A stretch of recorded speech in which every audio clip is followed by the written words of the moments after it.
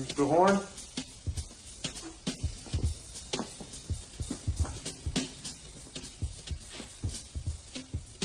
Mr. Horn?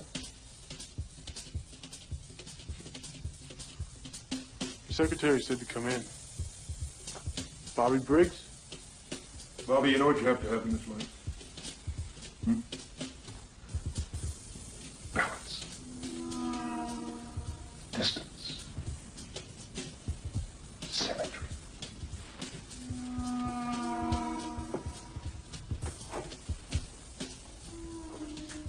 Look. It's a beautiful thing, isn't it?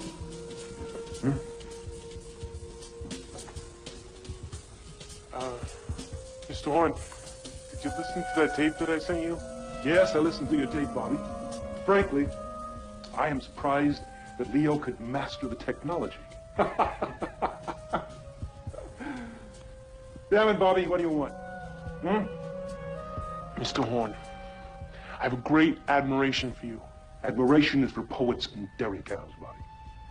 I don't know what you mean by that.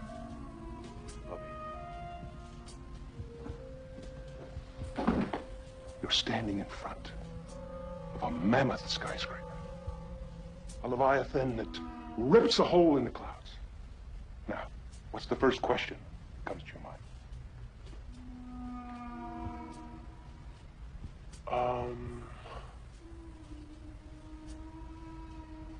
The first question that you ask yourself is what's on the top floor? Who's up there in the penthouse? And why? Now, that's who I am. Are you? Yeah, of course I am, yes.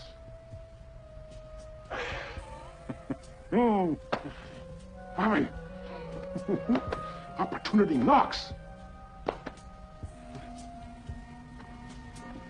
I want you to follow Hank Jennings. I want you to chronicle his existence. Show me something that I don't already know.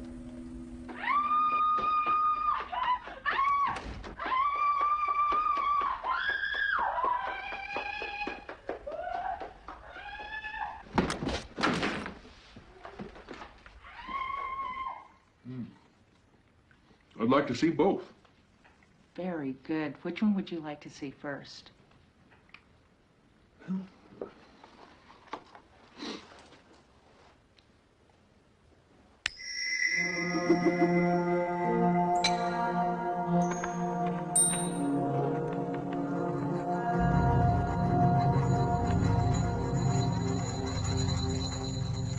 What is this? like taking that out.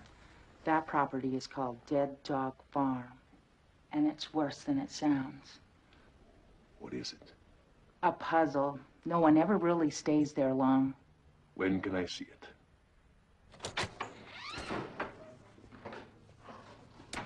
Sorry I'm late, but the little nipper is so excited about our camping trip, I just couldn't coax him out of the car. Richard, this is Judy Swain from the Happy Helping Hands organization. I'm little Nikki's case manager. Charmed, I'm sure. Shall we? Sit down. Okay. As I was about to tell your friends, the number one thing to know about Nicky is that throughout his brief life, he has been very confused and perhaps traumatized by a persistent random misfortune. Looks like he's bounced around quite a bit. Well, yes, he has. Poor child. Yes. An orphan, you know. Really? What happened? Did his parents die? Nicely deduced, Andrew. Persistent random misfortune? They were killed. How were they killed, Miss Swain? Mysterious circumstances. I'm afraid the orphanage has never provided us with that information. Andy, let's go. Emergency up the Great Northern.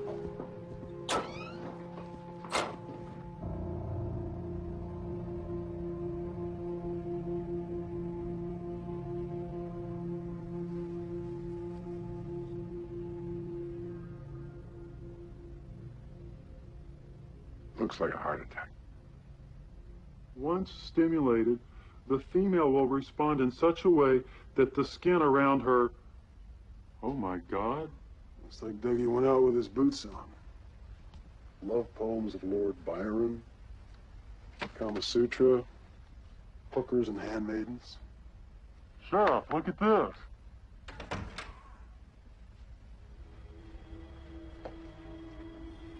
Well, the falling out was here.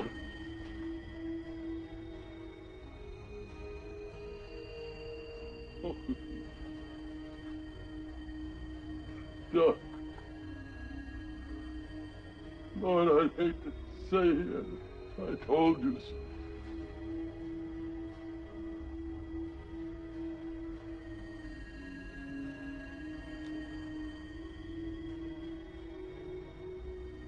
Yes, Sheriff. This is it. The murder weapon. She might as well have blown his brains out with a rifle.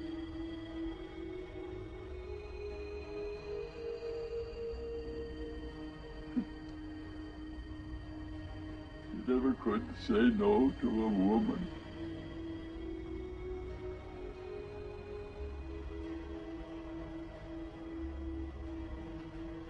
The old fool.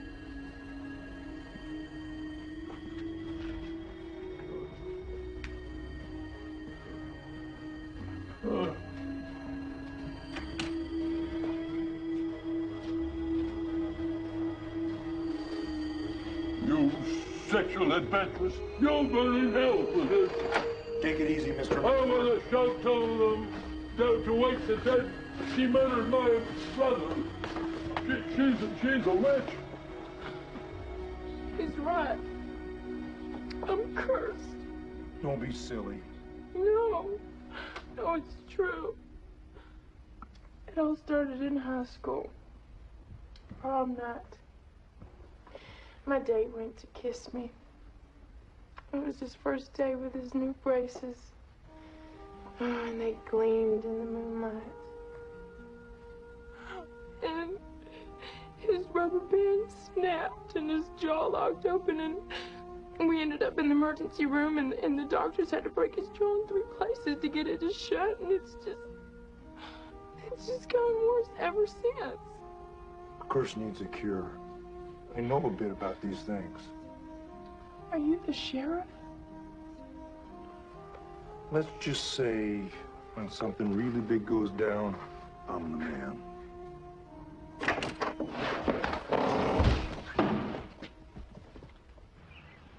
Boys, there's a story about a great football coach whose name escapes me at this time, who was dead set against having any black players on his team.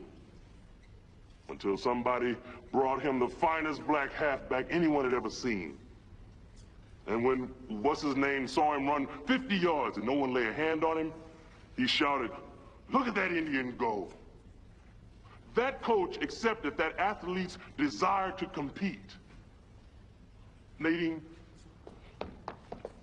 and today, this story applies to this young girl's right to compete, in addition to it being her moral and constitutional right. Mike Nelson, would you step up here for a second?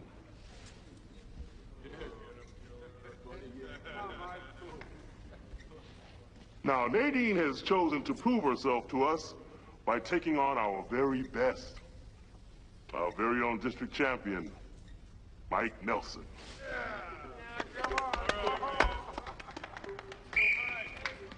Hi, Mike. Put your hand here. No, here. All right, now just push against me.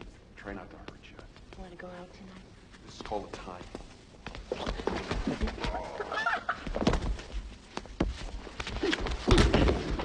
Oh, yeah. You stupid. What did you say, Mike? You're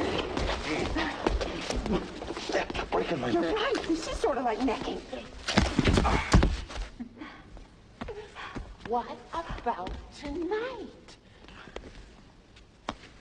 Coach. Hey, Coach.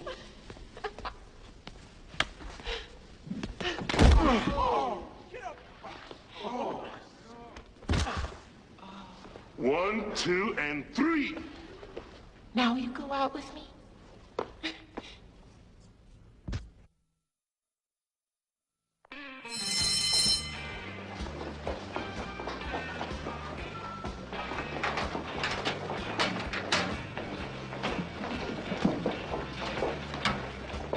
What happened to you? I got beat up by a girl.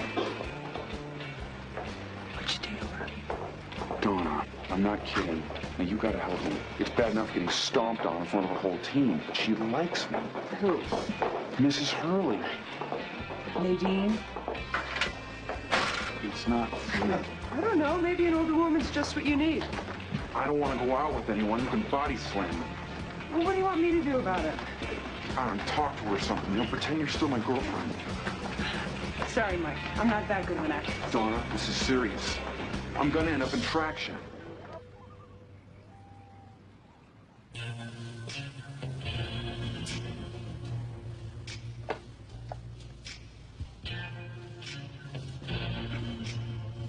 May I help you?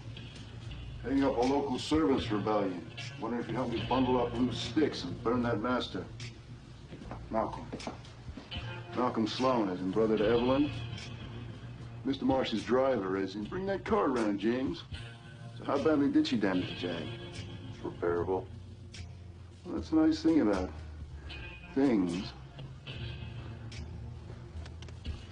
You know, when she and Jeffrey fell in love, he gave her a whole new life. That's for sure. I got a nice uniform. And the keys to the liquor cabinet.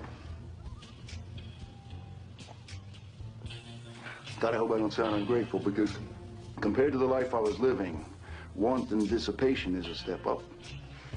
And Evelyn, she learned a lot herself.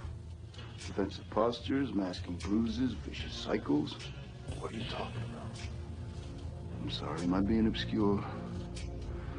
Once a fortnight, Jeffrey pounds her mercilessly, and she tries to get even by breaking one of his things. So it perpetuates a cycle. She's your sister. Why don't you stop her? Sonny boy, nobody stops Mr. Marsh. That's the golden rule around here. You can jot that down and put it under your pillow. I gotta get back. Hey, thanks. I mean that.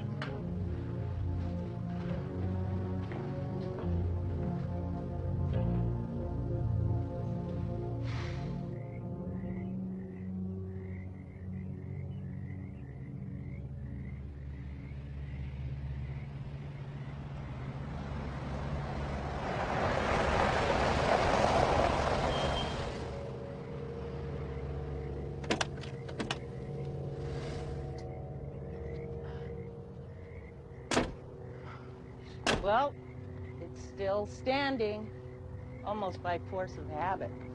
Real habit can provide a strong foundation. Dead Dog Farm. That's an old legend. Of all the people in the world, the best and the worst are drawn to a dead dog.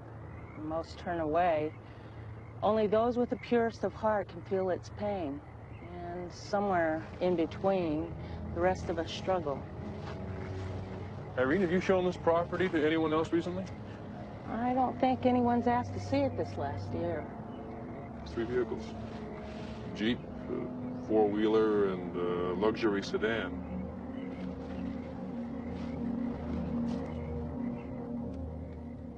It's open. Hello?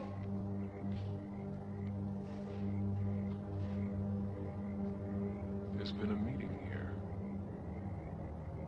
in the past few hours.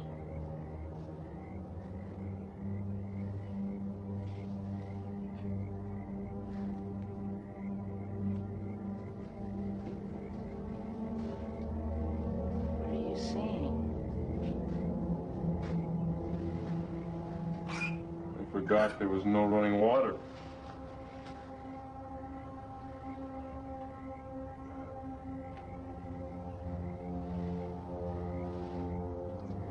Baby likes it.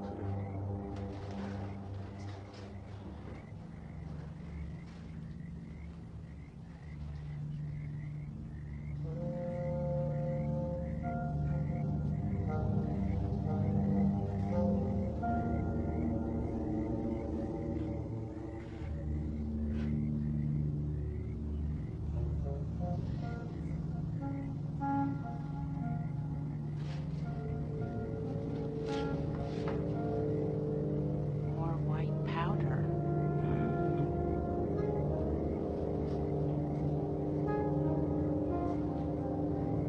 Cocaine. Irene, we have to notify the sheriff.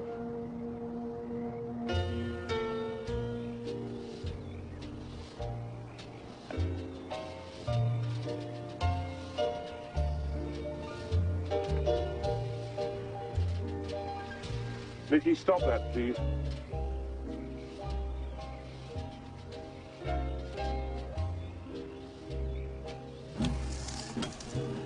Nikki, stop it. Don't stand at the door. Just had the car checked and gas for it. Tell me it was a perfect working order. Perfect working order. It's also technical. Please, Mickey. Uncle Dick is trying to read.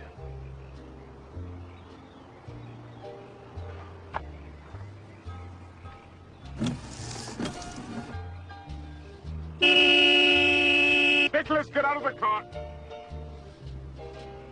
Nicholas, out of the car! Right now! Out of the car! Do you hear me?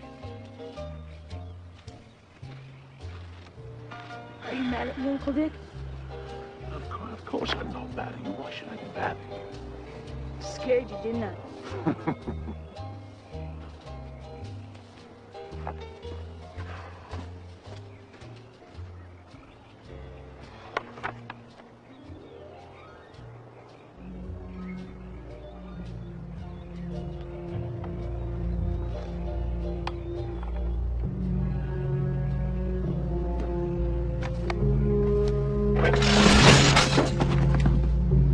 Uncle Dick! Don't worry, I'm all right, little Nicky. What if you died? You aren't gonna die, are you? Of course not. Don't be silly.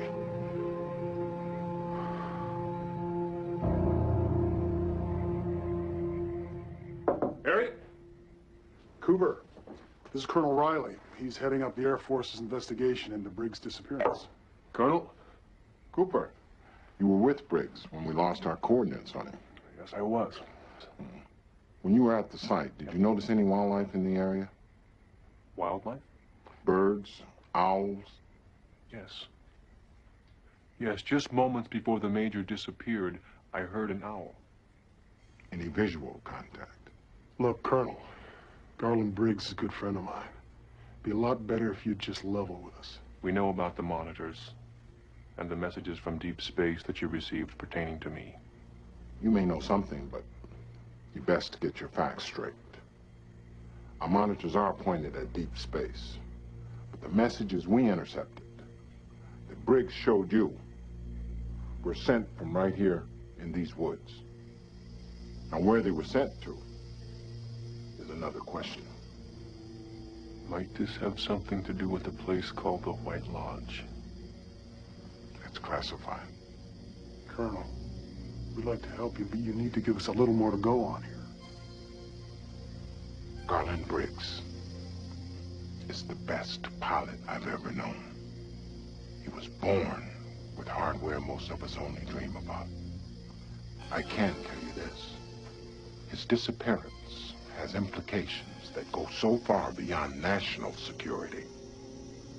The Cold War seems like a case of the sniffles.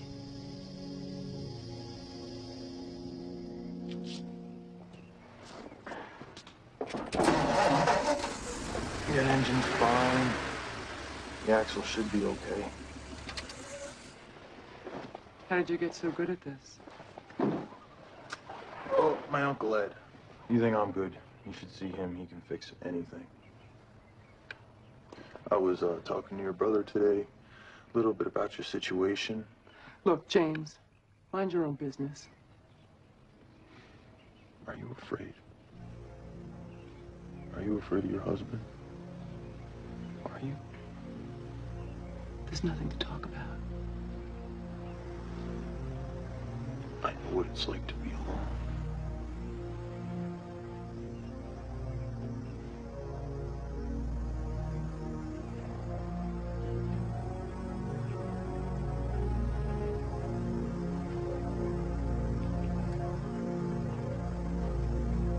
You are afraid of him, are you?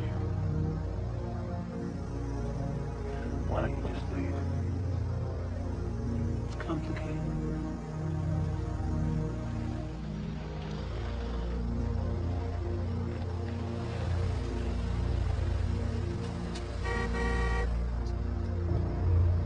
My God, it's him. I've got to go.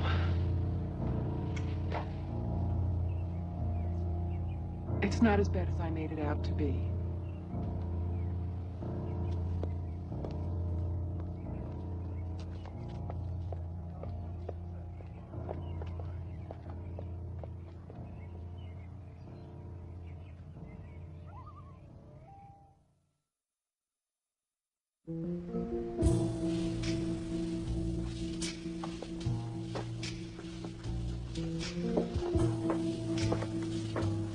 Oh, look who's here.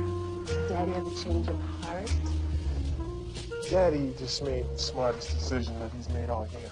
Yeah? That's not saying much. What'd he do? He put me on the payroll. Bobby, you junior achiever, you. And this right here, this is my Mr. Sign. Anything I can help you with? Maybe you could help me celebrate after I show this to the boss. You want to know what I think, Bobby Briggs? Tell. I think that we should think about doing business together.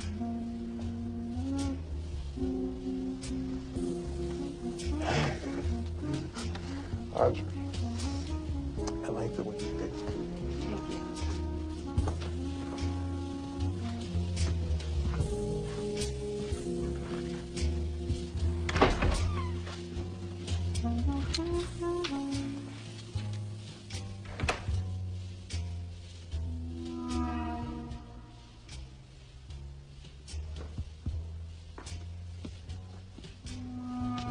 Hey, Mr. Warren, how's it going?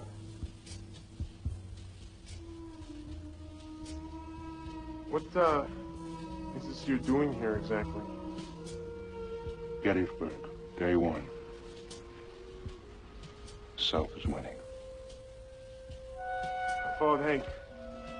Got those pictures you wanted.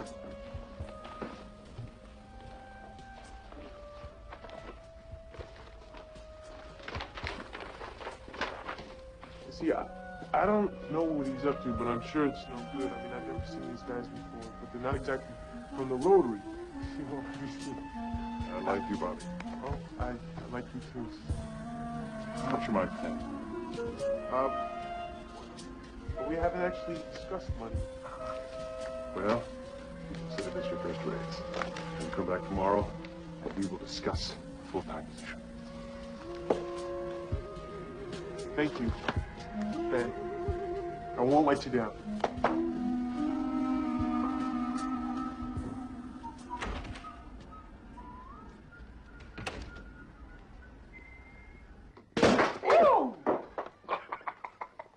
Nectar of the gods, my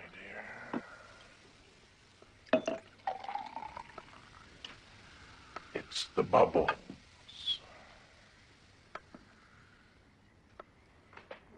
Wine comes in at the mouth. Love comes in at the eye. I touch my glass to my lips. I look at you and sigh. Thank you, Pete. That's very lyrical. It's Yeats. He's a poet. Yes. I know. The only other toast I know was a limerick. No, really, Pete, that was There very once touching. was a lady from Galway. Josie! Yes. We'll have our appetizers now. Yes. Oh, Josie, I just want you to know that even though your station in this household has changed, I intend to show you all the respect and affection that you deserve. Thank you, Catherine. And I'll try to do the same. Oh, and put on your little maid's cap.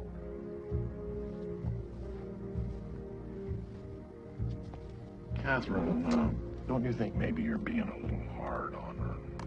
I mean, she is still part of the family. Josie had a hand in Andrew's death, and she did everything in her power to destroy me. She's lucky she's not hanging from a tree. I don't believe it. Not the Josie I know. I would like to propose a toast to Ben Horn's double cross. Here's to Josie Packard's dirty deeds, and here's to the woman who brought them down. Here's to me. Here's to you, Poodle.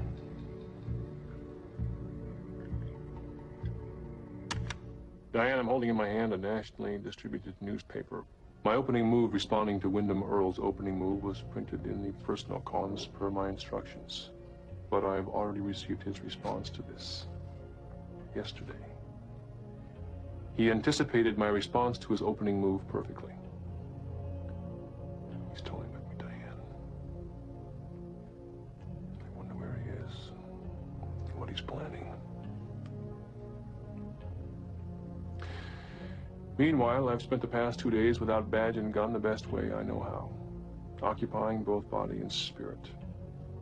Looked into some real estate, what the local agent charitably refers to as a fixer-upper. Nonetheless, it's the kind of place where a man might make a home, raise a family, which is something, in spite of my past, I still hope I'm able to do. However, as is the case here in Twin Peaks, even this bucolic hideaway is filled with secrets.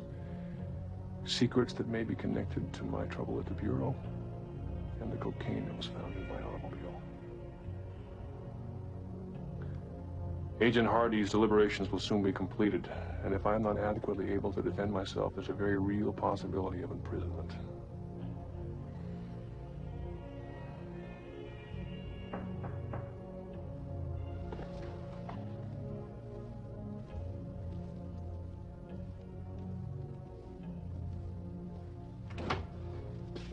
Hello, Agent Cooper. Audrey.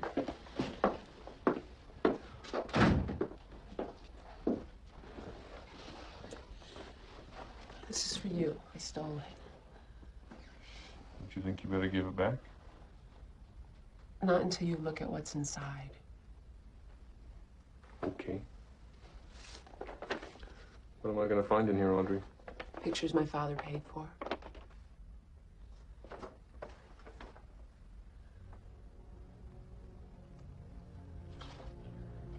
I did good, didn't I? Audrey, you did better than good. You may have saved my life.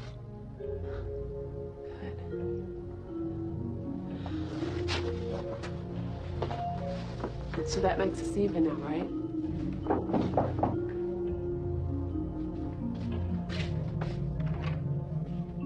Denise. Hi, Coop.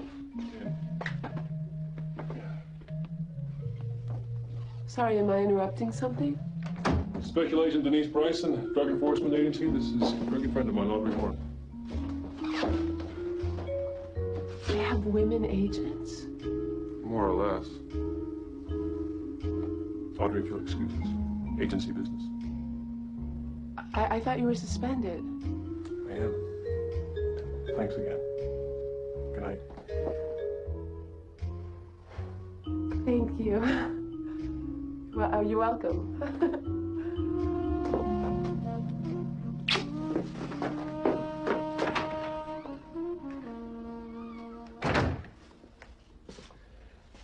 So our photographs of an abandoned property on the outskirts of town. Jean Renault, Hank Jennings, Norma Jennings' stepfather, Sergeant King, mounted police. They were at the scene earlier today. In the kitchen, I found traces of cocaine and a baby laxative used to step it out. I think if you compare this, which was taken from the farm, with the stuff found in my automobile, you'll find it to be a match. That's good news, Coop. Yeah. Now, can we talk about something more important? Exactly how old is that girl? Denise, I would assume you're no longer interested in girls. Coop, I may be wearing a dress, but I still pull my panties on one leg at a time, if you know what I mean. Not really.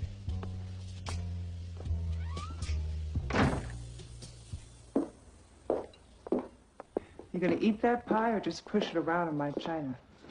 I guess ain't all that hungry. Want to talk about it? Oh, you don't want to hear my problems. We used to talk about everything. We can still talk, Ed. Remember when we were kids, all those plans we made? It was like we were just waiting around for our lives to begin, planning all that stuff we'd do when we did. Somehow, life starts before you know it. Suddenly you're halfway through living it, and all those plans, they just don't mean a damn thing. Living my life, Norma, I just don't like it much.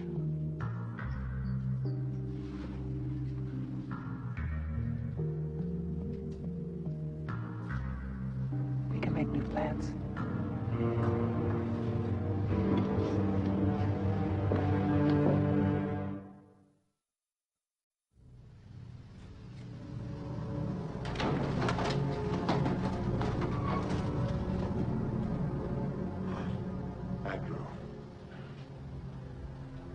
What is it, Dick?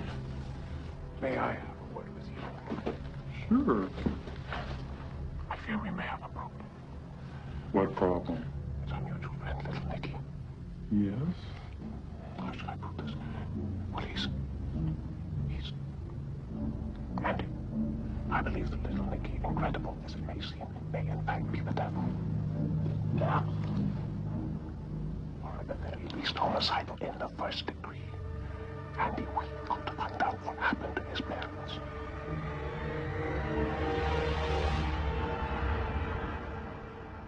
I've got the autopsy report. Dwayne, Dougie died of natural causes, heart attack. No evidence of foul play. Did you check him for witchcraft? That's not the kind of thing that shows up in an autopsy. I want to press charges. Now, Dwayne, you know I can't press charges if there hasn't been a crime. Well, she killed him with sex. How much clearer does it have to be? Dwayne, it's been a long, hard day. Why don't you just go home and try and get some rest? You want me to go to sleep? Not until that murdering hussy is behind bars, where she belongs.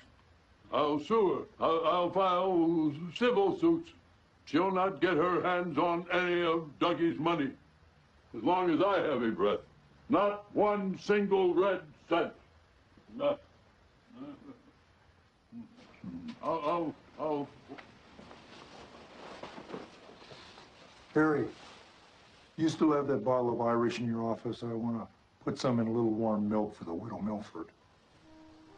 Oh, she doth teach the torches to burn bright. It seems she hangs against the cheek of night like a rich jewel in an Ethiop's ear.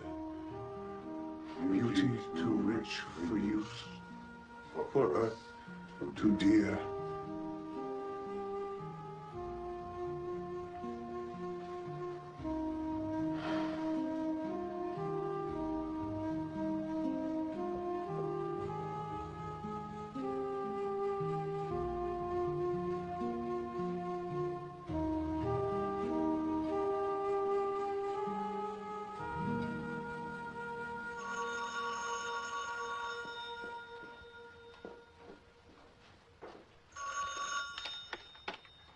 Twin Peaks Sheriff Station, this is Lucy speaking.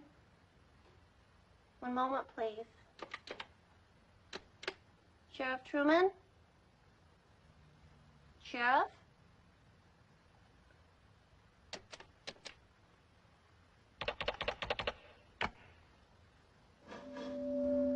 Sheriff Truman? Sheriff Truman, you have a telephone call, line 3.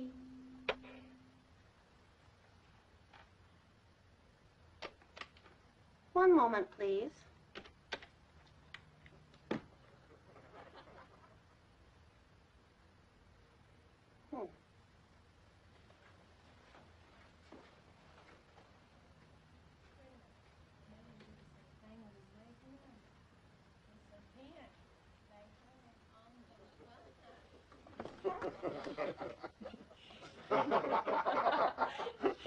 So wait, it gets better. And then I said, well, what do you think underpants are for anyway? Tell us, man, please, This one time, I had this cousin who was a clown in this rodeo, you know. And they just had all these really big horses, you know. And you will not believe what they made him do. They made him, thank you, they made him stand in the middle and take his clown costume completely off.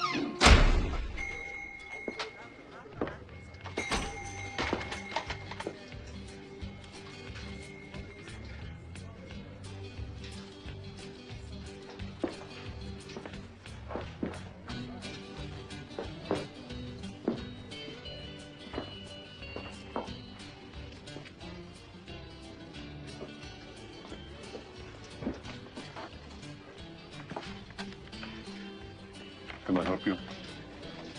Mr. Niles, I don't want to put the squeeze on you. You've been to prison. I don't need to paint you any pictures.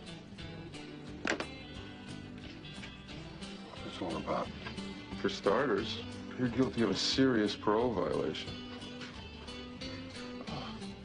Enough to put you back inside. And unless you cooperate, I intend to do everything in my power to make sure you stay there.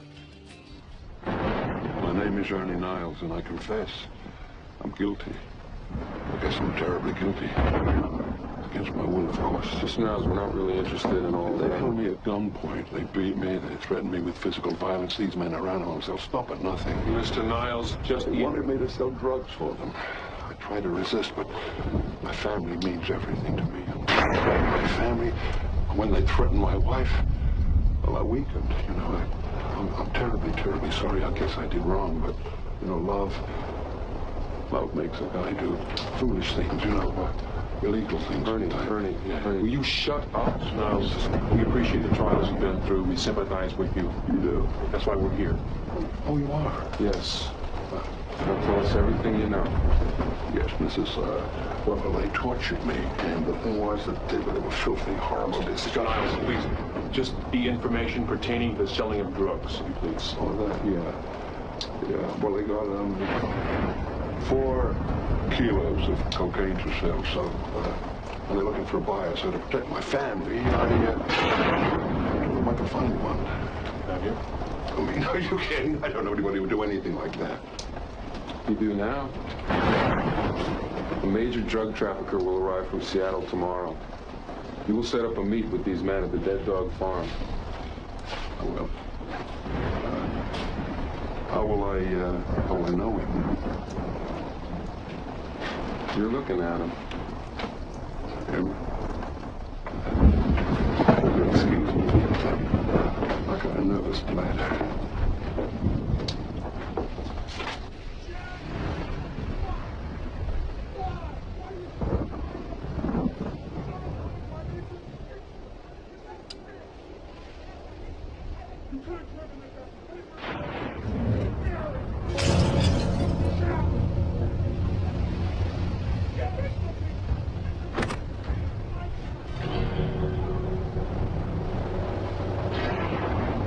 Is she gonna be okay? First time he beat her, I swore revenge. Something violent and noble. She begged me not to hurt and made me promise, said it was for both our sakes. That was 4 years ago. One day I swear I'll kill him. No matter what it costs.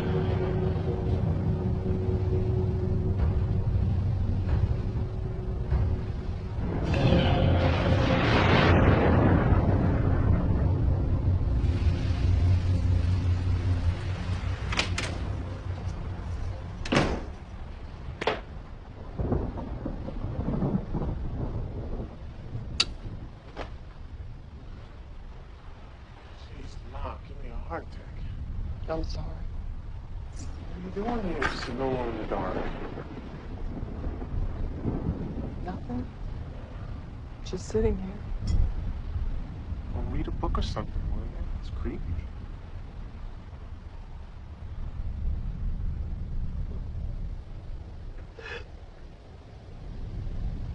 It's Dad, right?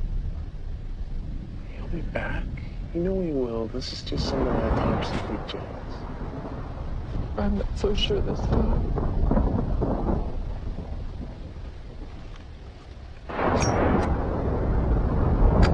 Was it the double R a couple weeks ago? Dad and I had this talk about this dream he had. It was a big house made of white marble, lots of lights. Dad was there. I was there too. Living a life of deep harmony and joy.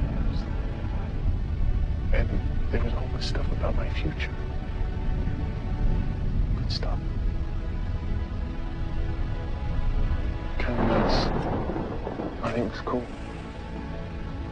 Your father is an extraordinary being. My father is a deeply weird individual, but he has a lot more going on under his head than most people, that's for sure. Sometimes when I'm sleeping, he runs his fingers through my hair. He thinks I don't notice that.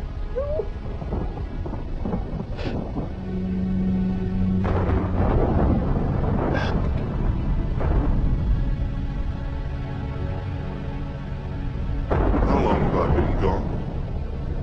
2 days. Strange. Seemed much shorter.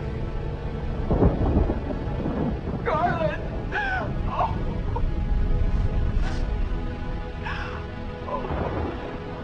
Come here, won't you? Yeah, let's see what this.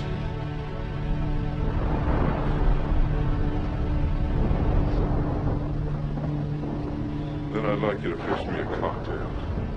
A strong one, if you don't mind. Sure, Dad.